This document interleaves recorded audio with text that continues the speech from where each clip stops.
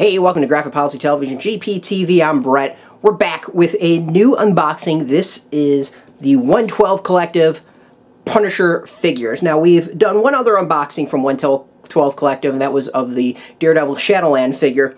So, we're going to kind of compare the two, see some thoughts between them, but generally we're going to, review this one on its own. Now, the 112 Collective does really highly posable collective figures based off of so many different properties. Marvel, DC, Hanna-Barbera, I'm trying to think what else, Judge Dredd is in there. Really, really cool figures, and I've seen them at New York Comic Con, had a great display of a lot of figures coming up, and every single one I've seen in the stand is, on the display stands, are really, really impressed with it.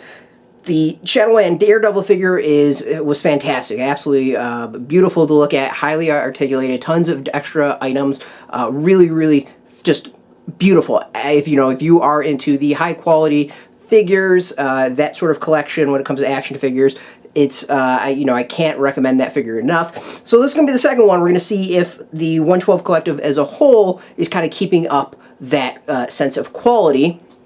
My guess is the answer is probably yes. I mean, right away, the packaging is striking. It's very simplistic, but, the Daredevil was as well, and I think it just looked fantastic with that. We kind of get this, I don't know what you'd call it, a display opening, display box with a simple cover of thick cardboard that closes fairly well, and I think there's probably a little bit of magnets in there to actually keep it enclosed.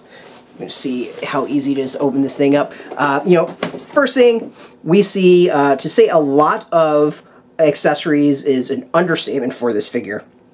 Not only do we have hands, we've got guns and lots of guns and a whole lot of guns. We have two different heads, knives, looks like things, explosions, plus a stand underneath. It is packed with items. The only way of really describing it is packed with items for you to, display and have fun with your Punisher figure. Now, the sculpt, I think, is interesting in that this is a version of the Punisher that not really one I would associate with Marvel Comics necessarily. The face, while looking great, it maybe reminds me a little bit of the original Punisher miniseries that came out many, many years ago, but not necessarily some of what we've seen since. The head is, obviously very narrow. Just the kind of the face of the character itself doesn't quite, I think, line up with some of the other versions on it. So this is a very kind of specific take on the character. It still looks fantastic. I mean, don't get me wrong with that. It was not knock on the sculpt itself, but this isn't like the Thomas Jane version or the Dolph Lundgren version or even the John Bernthal version.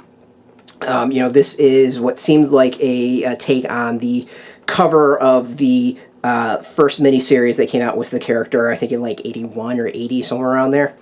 The initial thought on the figure itself, highly posable, exactly what I expect. 112 Collective, I'm sure, is using the same body for all their figures, so the movement is pretty consistent. You can see there, it looks like I kind of broke his leg, and it's just the weird placement of it. The feet are twistable and movable, so you can really pose the figure any way you want.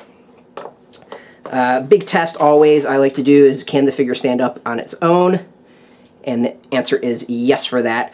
The sculpting itself, this body armor is fantastic. It doesn't look like it necessarily comes off, but the amount of detail on it is absolutely amazing when it comes to not just the sculpting, but the painting too. Let's see if we can get a good look at it. You can see the dry brushing on there. It looks worn, damaged. There's like slight scratch marks, slight what looks like kind of like bullet holes in it, and the eyes are recessed a little bit, and then the kind of the teeth with the iconic Punisher skull is recessed as well. The belt going around the figure has that dirt on it. There's a lot of dry brushing. I kind of also see that on the boots itself. So this is like a worn, rugged version of the figure and the character, which I think is awesome. On the back, we have a holder for the knife that comes with the figure, and I'm going to put money that the knife can easily just fit right in. You can see no problem at all getting in there, and the knife is actually somewhat sharp, so be careful on that one. So I'm when it comes to the painting, the details, just the basic figure, I'm pretty impressed with this. This is really solid work. I think looks fantastic. We can see the head, little bit beat up. This isn't just like some straight normal head with a different painting on it. The lips like slightly bruised.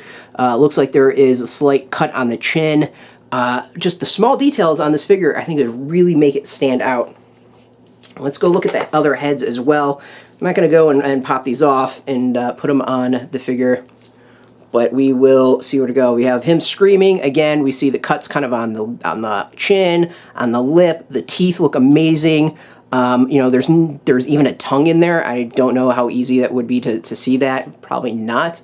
But take my word for it, there is a tongue in the mouth as he's screaming, which is pretty top-notch and a hell of a details for that. And then we over here, the second head, which seems like really kind of jacked up to say, we have one that's much more beat up. The eyes bruised, black and blue. There's a Band-Aid over the nose. He's clearly seen a fight.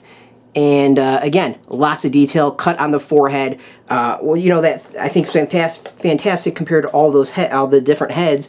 Is it's not just the eyes open, eyes closed, mouth open, mouth closed. There are small details on each one that really makes it stand out. And when you're looking for this type of high quality figure, not too surprised on that. We're talking for figures that retail at like $75 a piece. Looking at the hand. Again, we see the same kind of dry brushing on that. We've got 3 other different pairs of hands, depending on what you want. This one I would guess would hold the guns that come with the figure.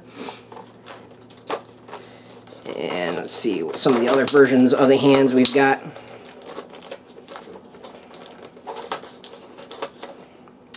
This too, slightly opened. Maybe a little bit better to grip some things. Looks like he's reaching out to go choke someone.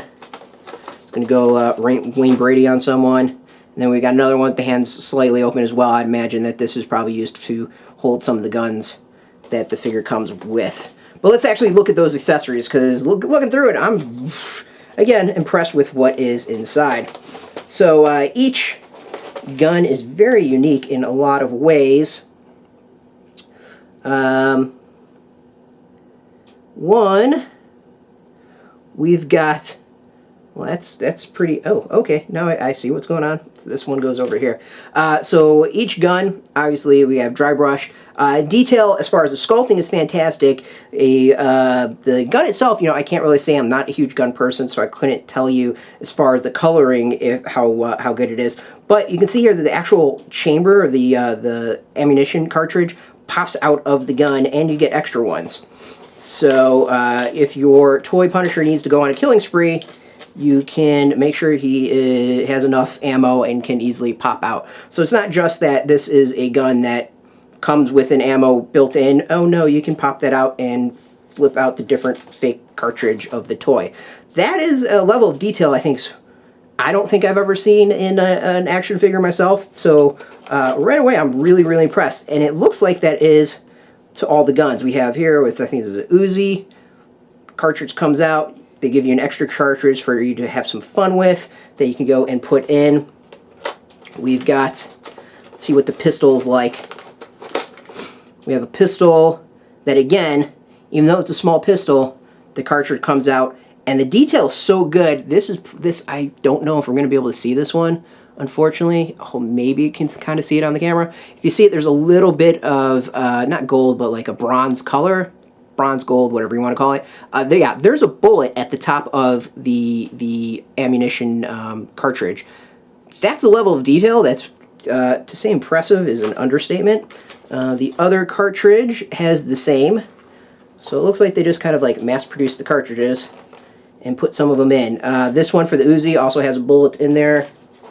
And this one, which is for the rifle, also has a bullet in there. So each one, 3 different guns, 3 different cartridges. Then we've got the grenade launcher, which is so obnoxiously detailed. It opens up, the chamber spins, and I'm going to bet money that we can put some of these bullets in the actual chamber. So let's go see. Yeah, yep, you can totally do that. So the Punisher has a grenade launcher that you can actually put real grenades in. I'm sure the Army would be very happy about that. Of course, there is 3 holes, 3 grenades or whatever you can put in there, cartridges, grenade cartridges. So again, a level of detail. Oh wow, that's even more. So you can move the stock up and down if you choose. Again, nice level of detail. I'm impressed. This is a amount of I'm going to keep on saying detail amount that I was not expecting with this at all. So yeah, I mean this is an amazing figure. We have a base plate with the Punisher logo, and his feet do have holes in it to make it a little bit easier for him to stand. So you can see kind of the peg hole, the peg on the bottom of the boots. So that's about it. Like maybe the only thing I would have done is there's some that kind of have like the stand that pops out that you can put around their waist. You know, I myself don't know which I prefer or care about. It's not really a detail that I care too much, but I know some folks might as far as how figures are displayed. We also have this, which is, I'm guessing, a kind of like muzzle flash, so that you can add that to your guns as well. So when you go on a virtual toy rampage to kill all your other Mezco figures, at least you're doing it accurately with the Punisher. Overall, you know, if you can't really tell from this, my voice, I'm impressed with this. This is a level of detail, a level of quality I was completely unexpected from the figure. As I said, these figures retail for about $75. High quality, clearly. It's limited edition. No, I don't know if I say it's limited edition, but they tend to sell out really quick. So we'll call it a limited run in the fact that they sell out really, really quick. So if you have not gotten yours yet, you're going to probably want to hop on that one and go get it quick. There's going to be a link underneath this video where you can go buy it. We're going to try to find at least a couple options with that. So good luck after seeing that, but I'm really, really impressed with this figure. The heads, the detail on each of those heads is absolutely amazing.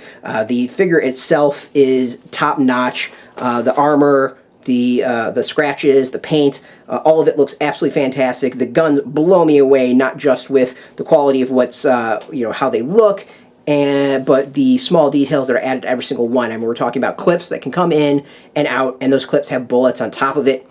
So that's just a level I have yet to see in any other figures. I mean, this is making the case for one of the best toy lines out there, in my opinion. You really do get your bang for your buck. Ready to go. We're going to have more 112 coming down the pipeline for us to show off and you to check out. You can go check it out at Mezco. I think Mezco Toys or Mezco.com. We'll have a link, as I said, underneath this video. Yeah, mezcotoys.com. We'll have a link underneath this video. This is supposed to be for ages 15 and up, but, you know, maybe you can go give it to someone a little bit younger. It's a little bit of a detail, and I don't know if younger kids will quite appreciate how awesome this is. But as always, thank you for watching. Now, if you're into the Punisher or toys in general, you should go check us out every single day at graphicpolicy.com. We're on Twitter, Facebook, YouTube, Tumblr, all at Graphic Policy, keeping it nice and consistent. As always, thank you very much for watching and supporting us. Until next time, keep it geeky.